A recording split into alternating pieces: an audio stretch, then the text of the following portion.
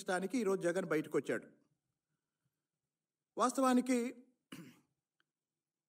జైలులో ఉన్న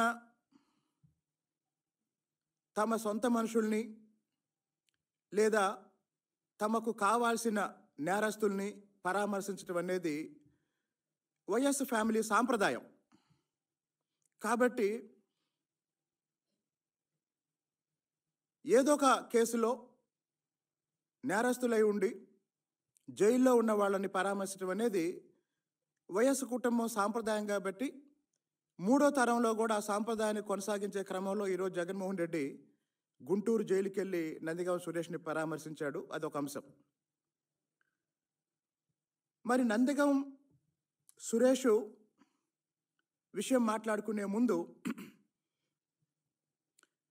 విజయవాడ వరద బాధితుల్ని జగన్మోహన్ రెడ్డి మొక్కుబడిగా పరామర్శించాడు. ఈరోజు నందిగం సురేష్ విషయంలో చాలా వ్యక్తిగత ఎజెండాతో వెళ్ళాడు. ఈ రెండిటి మధ్య జగన్మోహన్ రెడ్డి మనిషా లేదా జగన్మోహన్ రెడ్డికి మానవత్వం ఉందా లేదా అని ఈ సమాజం ఆలోచించాల్సిన సంఘటన ఒకటి జరుగుతుంది. అదేంటంటే, గత కొన్ని సంవత్సరాలుగా వైఎస్ జగన్మోహన్ రెడ్డి ప్రాతినిధ్యం వహిస్తున్న పులివెందుల నియోజకవర్గంలో నాయకత్వం లేని సమయంలో, అంటే ఒక దశలో పులివెందుల వ్యవహారాలు చూస్తున్న అవినాష్ రెడ్డిని అరెస్ట్ చేస్తారు, జైలుకి వెళ్తారు. మరి అప్పుడు పార్టీని ఎవరు నడుపుతారు అన్నప్పుడు వైఎస్ కుటుంబం మొత్తం కలిసి ఒక యువకుడిని తెర మీదకి తీసుకొచ్చింది. ఆ యువకుడి పేరు YS Abhishek Reddy. Doctor YS Abhishek Reddy. Doctor YS Abhishek Reddy Jaganmohan Reddy పెదనాన్న వైఎస్ ప్రకాష్ రెడ్డికి మనవడు. డాక్టర్ వైఎస్ అభిషేక్ రెడ్డి జగన్మోహన్ రెడ్డి పెదనాన్న అయినటువంటి వైఎస్ ప్రకాష్ రెడ్డి మనవడు. ఈ యువకుడు 33 సంవత్సరాల వయసున్న ఈ యువకుడు వైఎస్ అభిషేక్ రెడ్డి పులివెందుల్లో జగన్మోహన్ రెడ్డి కోసం పనిచేసిన వ్యక్తి, జగన్మోహన్ రెడ్డి కుటుంబ సభ్యుడు. రాజకీయంగా ఇబ్బందుల్లో ఉన్నప్పుడు వచ్చి ప్రచారం చేసిన వ్యక్తి. ఇప్పుడు ఈ అభిషేక్ రెడ్డి ఎక్కడున్నాడు?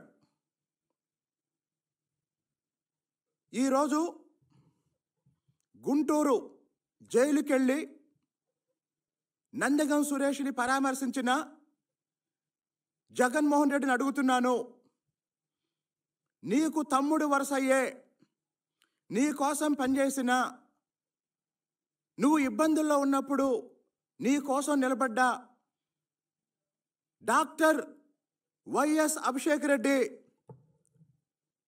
చావు బతుకుల్లో హైదరాబాదులో సిటీ న్యూరో హాస్పిటల్లో 5 రోజుల నుంచి కోమాలో ఉన్న మాట నిజమా అబద్ధమా?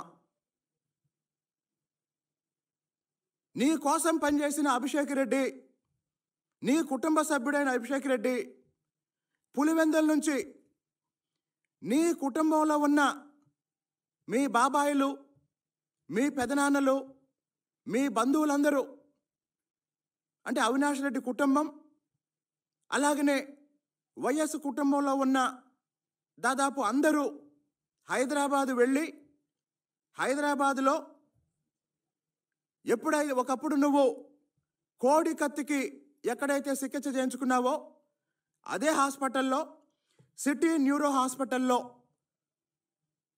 చావు బతుకుల్లో ఉంటే నువ్వు కానీ నీ భార్య కానీ వెళ్ళి పరామర్శించారా? విజయవాడ వరద బాధితుల విషయంలో ప్రభుత్వాన్ని విమర్శించే లక్ష్యంతోనే నువ్వు వచ్చావు. అలాగే నందిగం సురేష్ విషయంలో అమరావతి విధ్వంసంలో కానీ, ప్రకాశం బ్యారేజ్ని ధ్వంసం చేసే కుట్రలో కానీ నువ్వు రూపొందించిన ఒక నేర ప్రణాళికకి అమలు చేసే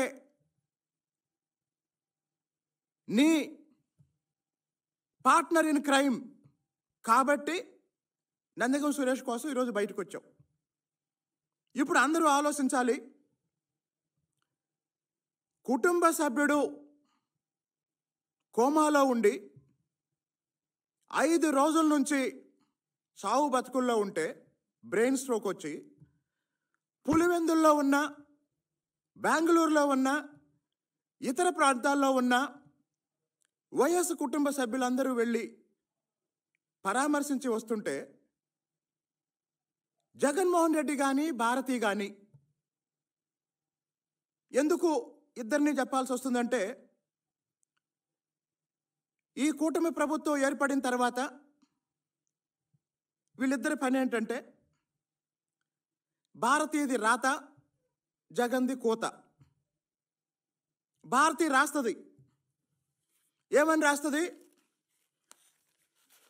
ప్రకాశం బ్యారేజ్ పిల్లర్ని ఢీకొట్టిన ఆ పడవ యజమాని ఉషాద్రి లోకేష్ గారి సన్నిహితుడు అని భారతి రాస్తుంది. అసలు ఈ ఉషాద్రి అనే వ్యక్తి లోకేష్ గారిని కలిసిన సందర్భం ఏంటంటే, లోకేష్ గారు మా ప్రభుత్వం ఏర్పడినప్పటి నుండి ప్రజా దర్బారు నిర్వహిస్తూ ప్రజల సమస్యల్ని అడ్రస్ చేస్తూ ఆ సమస్యల పరిష్కారం కోసం అందరినీ కలుస్తున్నారు. ప్రజా దర్బార్లో ఎవరైనా రావచ్చు, అందరూ వస్తున్నారు. దానికి సాక్ష్యం ఏంటంటే,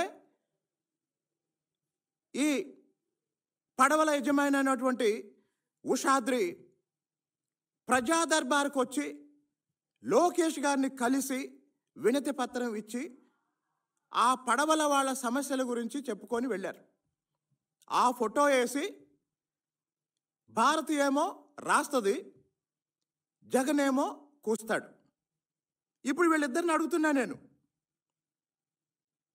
మీ కుటుంబంలో మీకోసం పనిచేసిన ఒక సభ్యుడు సావు బతుకుల్లో ఉన్నప్పుడు మీరు రాజకీయ ప్రయోజనాలే లక్ష్యంగా లేదా డబ్బే లక్ష్యంగా పనిచేస్తున్నారంటే, అసలు మీరు జీవిత భాగస్వాములా, వ్యాపార భాగస్వాములా మాకు అర్థం కావటం లేదు.